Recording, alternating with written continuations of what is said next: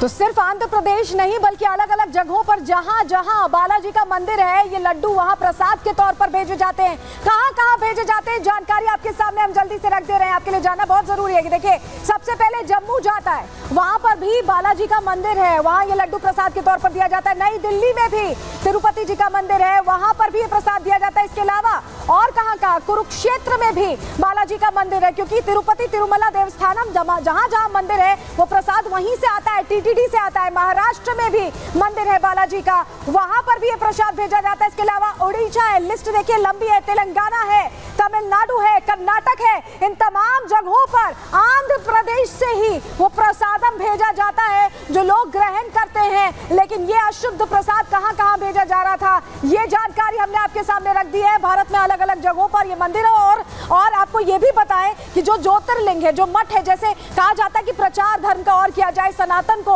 अलग अलग जगह पहुंचाया जाए, उसी मंशा के साथ ये प्रसाद भेजा जाता था। लेकिन इसमें जो ठेकेदार है बीच में, उन्होंने घपला किया, घोटाला किया और लोगों की आस्था के साथ खिलवाड़ किया, जिसके बाद ये जो धर्म का प्रचार है ये इस तरह से अधर्म में तब्दील हो गया, हम आपको बता रहे हैं। लेकिन देखिए, हिंदू धर्म में प्रसाद को परमेश्वर माना जाता है, उसका दर्जा दिया गया है। प्रसाद का मतलब होता है कि परमात्मा के साक्षात दर्शन।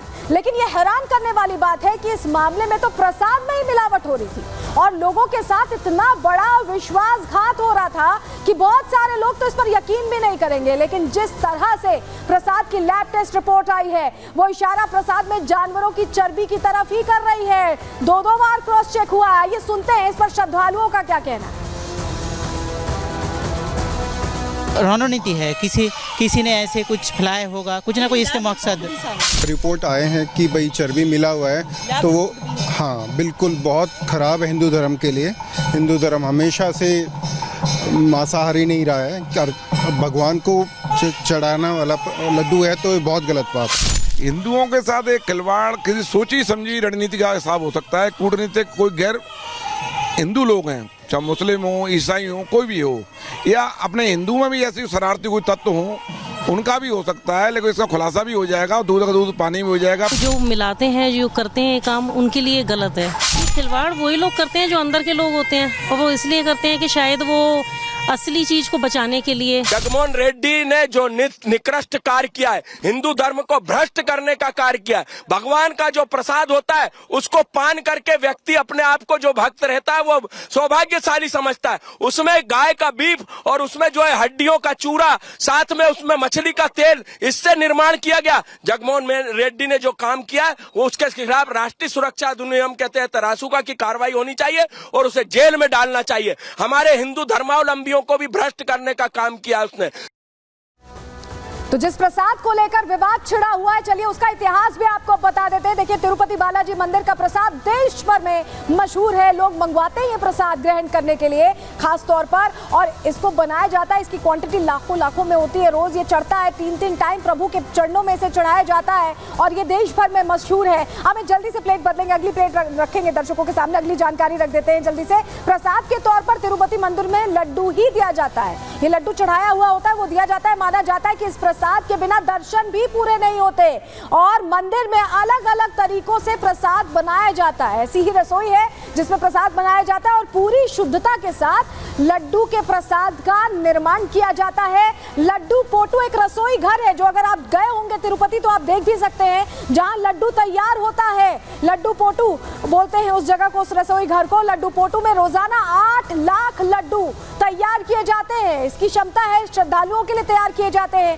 प्रसाद बनाना रोजाना मंदिर में 620 कर्मचारियों का काम है। 620 कर्मचारी इसमें लगे रहते हैं। पहले प्रसाद बनाने के लिए लकड़ी का इस्तेमाल होता था, लेकिन समय के साथ तब्दीली आई। साल 1984 के बाद एलपीजी गैस का इस्तेमाल किया जाने लगा। 1984 के बाद तिरुपति में मंदिर प्रसाद की परंपरा 200 साल पुरानी। आप सोचिए कितनी प्राचीन परंपरा को छेड़ा गया है यहाँ पर। साल 1803 में प्रसाद के तौर पर पहले बूंदी के लड्डू बांटे जाते थे, बूंदी बांटी जाती थी, लेकिन साल साल 1940 में बूंदी बांटने की परंपरा बदल दी गई और ये लड्डू बनाने की परंपरा शुरू की गई। इसका इस्तेमाल होने लगा बूंदी की जगह और ये तब्दीली की गई काफी पहले और 200 साल से ये प्रथा, ये परंपरा चली आ रही है। लेकिन इस बीच जानिए कि जिस तरह से यहाँ पे छेड़छाड़ की गई, इसको लेकर जो अभी टीटीडी के यानी तिरुपति तिरुमला देवस्थानम के कार्यकारी अध्यक्ष श्यामला राव, उनकी भी प्रेस कॉन्फ्रेंस आई इतना विवाद हो जाने के बाद। उन्होंने कहा कि हम ये सुनिश्चित कर रहे हैं कि आपको कोई गड़बड़ी ना हो। सुनिए जरा। There are various reasons why the quality of ghee is not up to the mark. One is that we don't have any internal lab to test adulteration in the ghee, and also there is no system of testing the quality of ghee for adulteration in outside labs also. There is no system. The rates quoted by the tenderers for whatever reasons is unviable. The rates are so low that everyone can say, not necessarily an expert, anyone will say that it is you cannot get ghee, pure cow ghee, which is offered to Swami at this rate, 320 rupees per kg. So we need to have at least something around 500 maybe to get a pure cow ghee. So that is these are the reasons why we have pure quality of ghee. So we started working on that, and then we warned all the suppliers. We told them that if you are supplying any substandard ghee, we will blacklist you. We will test the samples in outside NABL accredited labs and we will blacklist you. तो ये गड़बड़ी आखिर कहाँ की गई, कैसे बनता है तिरुपति जी का, बालाजी का प्रसाद? चलिए आपको बता देते हैं। प्रसाद बनाने के लिए देखिए खास तरीका का इस्तेमाल किया जाता है। प्रसाद बनाने के लिए दित्तम इसे कहा जाता है। जो तरीका इस्तेमाल किया जाता है उसे दित्तम कहा जाता है। प्रसाद बनाने में सामग्री और अनुपात की लिस्ट है दित्तम, जिसके आधार पर ही प्रसाद बनाया जाता है। दित्तम में अब तक के इतिहास में सिर्फ और सिर्फ 6 बार ही बदलाव किया गया है। नहीं तो पुरानी जो प्रथा है उसे ही परंपरा को आगे ले जाया जा रहा है। मौजूदा समय में कई चीजें मिलाकर ही प्रसाद बनता है, तैयार होता है। क्या क्या वो चीजें हैं? प्रसाद में बेसन, काजू, इलायची, घी, चीनी, मिश्री और किशमिश मिलाए जाते हैं। और इसी घी की जगह शुद्धता से किस तरह से समझौता किया गया, घी की जगह यहाँ पर चर्बी मिलाई गई, सुअर की चर्बी मिलाई गई और मांस की चर्बी मिलाई गई और इसको इस्तेमाल करके ये प्रसाद बनाया गया, अशुद्ध कर दिया गया भगवान के भोग को। ये जानकारी सामने आई। और बड़ी बात आपको ये बताएं कि ऐसा पहली बार नहीं हुआ है कि सनातन धर्म को लेकर चोट करने की कोशिश की गई हो। पहले भी की गई है, लेकिन तब जवाब दिया गया था। देखिए आपको बताएं 1712 में मुगलों ने यह कोशिश की, हिंदुओं के खाने में गौमांस मिलाकर परोसा गया और उसके बाद क्या हुआ, विद्रोह हुआ।